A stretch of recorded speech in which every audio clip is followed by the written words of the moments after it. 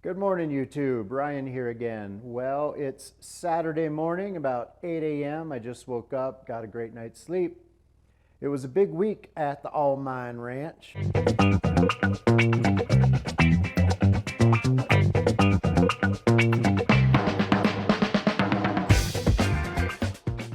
Maybe I don't need the. Maybe it's a big week at AllMine Ranch. There we go.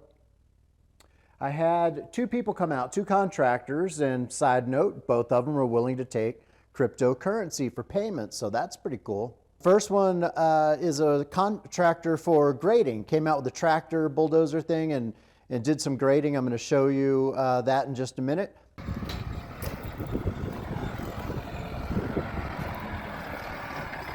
And the other guy is a draftsman architect type who came out with the LiDAR scanner to do a 3D scan of the whole property as the first step to creating some architectural drawings for me to help me design my garage workshop. So got that done. And because the grader guy, I don't know what you call those, earth moving guy with the tractor, because he came out, it only took 2 hours, not even 2 hours, more like an hour and a half. He widened my driveway and he cut another driveway for the back side of the garage.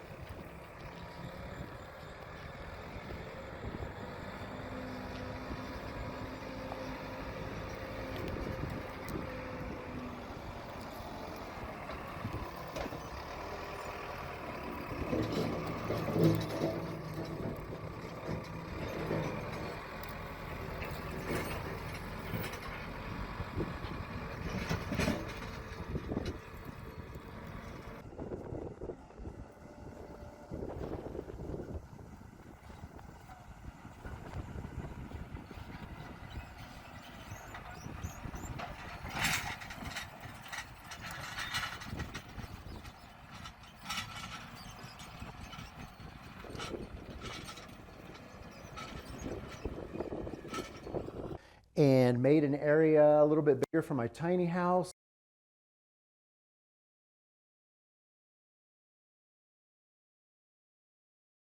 And he moved some dirt berms that were in a place I didn't want them.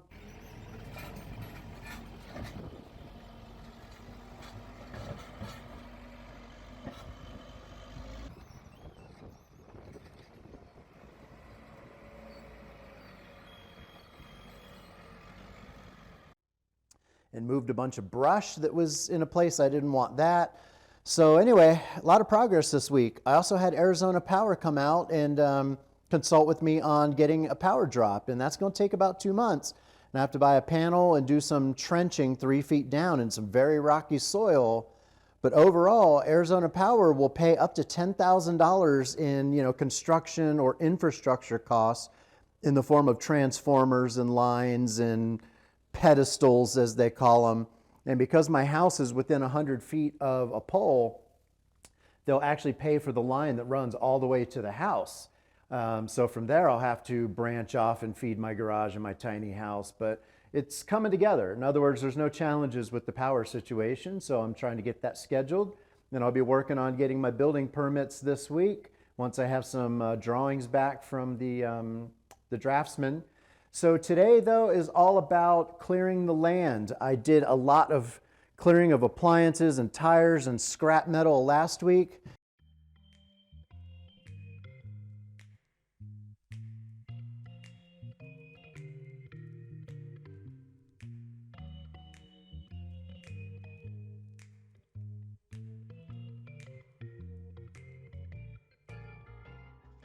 And did 2 or 3 dump runs. Now I've got a whole bunch more rubbish, which I'll show you in a minute.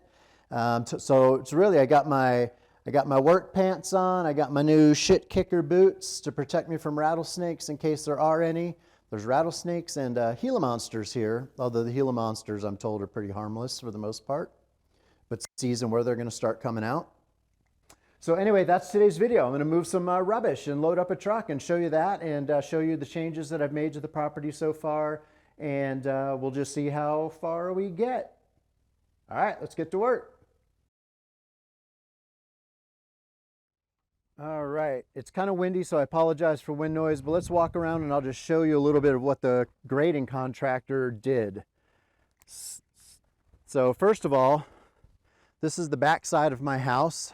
It's my truck. This is the container that's going to become a garage. This will be the east wall of the garage, so it'll actually be this entire space. He did scrape a little bit in here, but that was already done and ready to go for the most part. What I really wanted him to do is I needed to create a driveway on this side over here. So it took him all of 30 seconds to scrape this and make a driveway, so I can come in, pull through the garage, park the vehicles. We'll be right in here up on cement, and then just pull on through, hit the road, and that's the road out of here that follows the power poles. And then this berm was actually right about in here. So I had him push that back 10 or 15 feet. He also elongated it so when the rain comes and water starts sheeting down the land, it's going to hit this berm and kind of be stopped and push off towards a little creek that I have, a creek bed that's normally dry, about 2 feet deep, that's just a few feet back over here. So he just extended it out a little bit and then scraped all this in here, obviously where the berm had been sitting. And then this area in here behind the container that's going to be my garage is where the tiny house is going. So it was clearer than some of the other areas, but it needed to be widened because I'm going to do the tiny house only takes up about 8 feet from about there to there. But then I'm going to build a deck on the front of it, very small. Actually, I'm going to move the deck that I have attached to it now in Dallas, disassemble the deck, bring out the lumber because lumber prices are so high, and reassemble the deck after the tiny house is here. So I needed to clear a little bit here, and I had to move this massive rock that was over near the berm. I had him put it here. I'll probably flip it over, but that's just going to be kind of a decorative landscape rock, but that boulder weighs a few 100 pounds at least. And so that's it. There's some stuff on the other side he did, but I just wanted to show you this area. So this is all cleared out now, basically ready for me to begin construction in here. I'm going to put gravel, of course, since this is, going to be kind of driveway, and under where the tiny house is going to go, this spot right here, I'm going to put AB gravel in there and compact it about 5 or 6 inches deep, so there's a nice thick bed for the tiny house. One other thing I wanted to show you real fast is my little ocotillo. I watered it and now it's blooming with leaves. Check this out. See this little guy here? He's all fuzzy with green leaves because he got a good drenching of water. Now for some reason, his big brother here has leaves up to about that level, but then they kind of peter out, even though I've drenched him twice. Maybe his root structure is so big, or maybe it just takes longer because he's older. But it's interesting to see the changes to the plants because you give them a little water. And this little guy, which I think people call cat's claw, it's just nothing but these thin little things with hella thorns all over it. I've been getting scratched to hell by these things all day long, but it's got some new growth. I don't know if it's because it got some water, because it's just spring in general, but those were bone dry. And as you can see, little guys like this, it's got some new growth on it as well. And my little creosote, this is a creosote plant here that smells really good. Those guys are healthy. You can see I've got creosotes all over the place. Everywhere you see the yellow flowers, those are creosote. So when the rain hits those, the smell is spring in the desert, amazing smell. So I'm just experimenting with seeing how much water it takes in this little area to green things up. Since I have the cistern tanks, I can just take a garden hose right here and green these up a little bit. Just kind of learning how the plants respond to water, how much it takes, how long it takes to start seeing results, and things like that. So anyway, just want to give you an update on my little ocotillo. The big one is George. I need a name for the little one. Maybe you can leave a suggestion down in the comments about what I should name this little ocotillo. Good morning, YouTube. Well, it's Sunday morning, bright and early. It's 8 a.m., but it's very sunny outside, as you can see, blazingly bright already. I got a ton done yesterday. I labored basically for like 9 hours straight in the sun. I was completely exhausted, slept for like 10 hours straight last night like a rock. My body was completely sore. I could barely move, but I'm functional again today. I'm about to get going, but I cleaned up a lot of brush. I moved a lot of dirt around. I took a bunch of ancient wood that was used in old structures here on the property.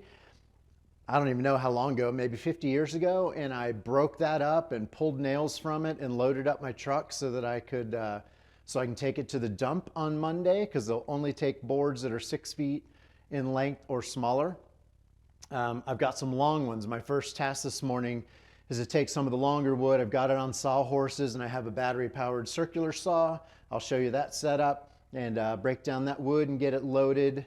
Today's not going to be as hard as yesterday. I got most of what I wanted to get done. So I'm not going to kill myself today. I'm going to actually treat it like a Sunday. I'm going to edit this video and get it uploaded and do a little cleanup here and there. Small tasks. I'm going to hang up some, I'm going to string some nice LED lights, like some decorative lights in here, so that I can have nice pleasant lighting at night. Maybe order a hammock so I can sleep here in the afternoons without being on the hard ground, or because I don't want to be in the trailer because that gets too hot in the middle of the day. So I think a hammock here in this structure would be a nice way to go. What else? I don't know. I'm going to walk around with the camera and show you a little bit of what I did yesterday.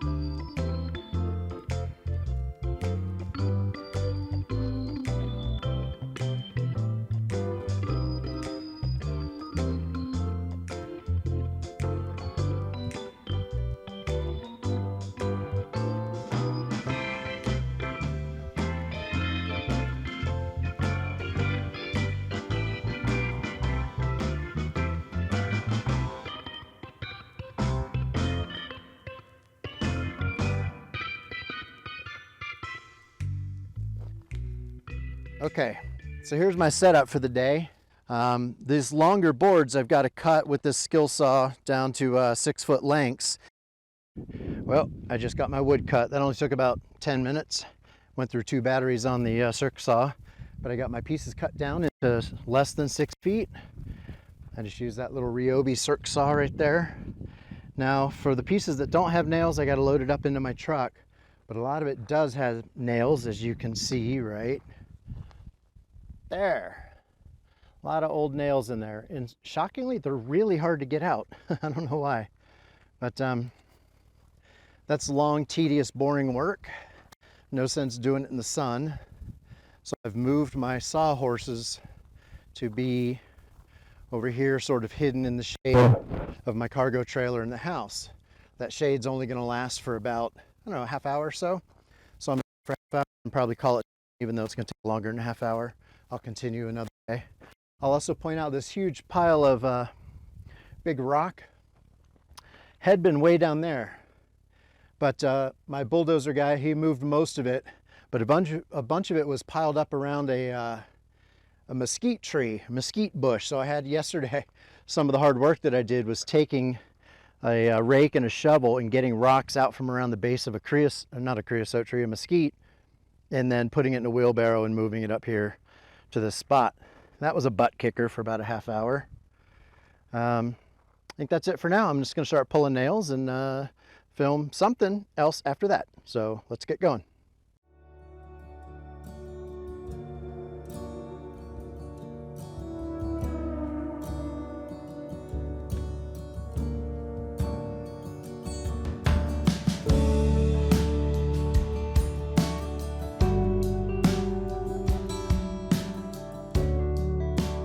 All right, YouTube, I got all the nails pulled from the wood. I'll take you outside. Let's check it out. Not the most glamorous work. There's some funny things I learned about nail pulling. I could do a whole video just on how to pull nails out of old wood. But look, no more wood pile there. Massive wood pile, completely filled the bed of my truck with this old wood. Also got this old telephone pole. That's just gonna stay there for now. And further out there, there's a whole lot more wood, but it's out of sight, out of mind for now. That's not my highest priority. So it's Sunday today. Can't get rid of that wood till tomorrow when the dump opens again, the Bisbee City dump. Ooh, it's getting dark. You ready to see my participation trophy? Let me show you. This is my nail can.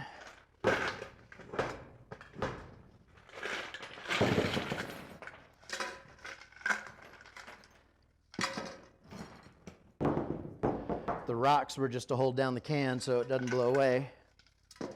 One thing I've learned about living in Arizona, if it's not nailed down, the wind is going to attempt to blow it away. Anyway, there's all the bent, old, rusty nails that was in that wood. Like I said, I could do a whole video just on pulling nails. A few things. You don't need a head on the nail to pull it. 2, rust acts like glue. A rusty nail isn't necessarily easier to pull than a new nail. Even though the wood around it is degraded, still can be brutally hard. Third lesson, finesse sometimes over brute force. Fourth, sometimes you got to split the wood to get the nail out. In other words, you just take the claw of the hammer and split it and shatter the whole thing and let the nail just fall out instead of actually trying to pull it back out the hole. What else? Just when you think you got them all out, tip number 5, there's always one more in the board. Anyway, the reason I pulled out all those nails is because the Bisbee City dump doesn't want metal in the wood. They can't process it. So it had to be shorter than 6 feet and it had to have no nails or no metal in it. So that's why I went to so much trouble to cut up the boards into shorter sections and pull all the nails so I can get rid of it guilt-free. By the way, I got sleeve tattoos now. How do you like them? Pretty cool, huh? Yeah. Oh, I gave away my secret. It's a pull-on sleeve. It's not actually tattoos. All right, well, I think I'm gonna stop there and let's see what comes up next. Well, YouTube, no sooner did I say I need to figure out what I'm gonna work on next, and when my foot pump broke on can you see that? That's the water pump. I pressed it down too hard. I managed to pop it back up and now it won't go back down again. So now my kitchen and my cargo trailer, Margot, is without a water pump and it's leaking slightly, too much pressure in there. So I'm going to take the tubes that go to the water supply in and out off and see what happens. Maybe unscrew it, take it out of there, open it up, see if it's something I can repair. If not, I'm going to have to try to get on Amazon and order a replacement. Maybe I should go with electric. I do like the foot pump, but not if they're going to break after 6 months of use. All right, that's the project now. Well, YouTube, it turns out, something you probably already knew, that I'm an idiot. The water pump, the foot pump was not broken. It's just that I had accidentally closed the faucet off. So the water had nowhere to flow to. Once I figured that out, it worked great. Fortunately, it took me a minute to troubleshoot and figure it out. And by the way, you know why they call it troubleshooting? Because when you have trouble, you want to shoot yourself. Anyway, it's breakfast time. I've done all this work today without any breakfast, so here's what I've got. A lovely concoction of sausage, refried beans, and scrambled eggs, and my coffee on a paper plate in my beautiful AllMine Ranch house. So anyway, thanks for watching. I'll see you on the next video. Don't forget to like, comment, subscribe, share, and tell me what you're working on or what you would like to see on the ranch. So I can show you in the next video. All right, peace out. Bye.